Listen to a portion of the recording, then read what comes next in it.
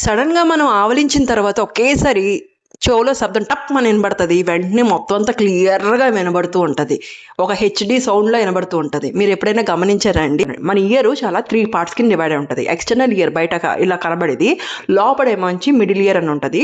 ఇంకా లోపడేంటంటే inner ear అని ఉంటది. సో, మిడిల్ ఇయర్ దగ్గర ఏమిటంటే కన్నబేరు ఉంటది. ఆ కన్నబేరు వెనకాల స్పేస్ ఉంటది. ఆ స్పేస్‌లోనే నెగెటివ్ ప్రెషర్ అయినా, పాజిటివ్ ప్రెషర్ మెయింటైన్ అవుతది ముక్కు వల్ల.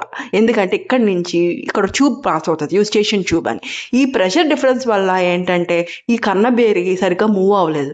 సడన్‌గా మనం యాన్ చేసిన వెంటనే మన ప్రెషర్ డిఫరెన్స్ నార్మలైజ్ అయిపోతది. సో, నార్మలైజ్ అయిపోయిన వెంటనే నీట్‌గా వినిపిస్తదనమాట. సో, ఎవరికైనా జలుబొచ్చినప్పుడు సడన్‌గా చెవు బ్లాక్ అయిపోతూ ఉంటది. ఆర్ ముక్కు ఇన్ఫెక్షన్స్ రికరెంట్‌గా ఉన్నప్పుడు చెవు బ్లాక్ అయిపోతూ ఉంటది. సరిగ్గా వినబడదు.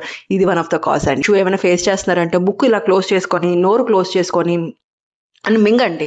టో అండ్ బీ టెస్ట్ అంటారు దీన్ని. సో, దీనివల్ల ఏంటంటే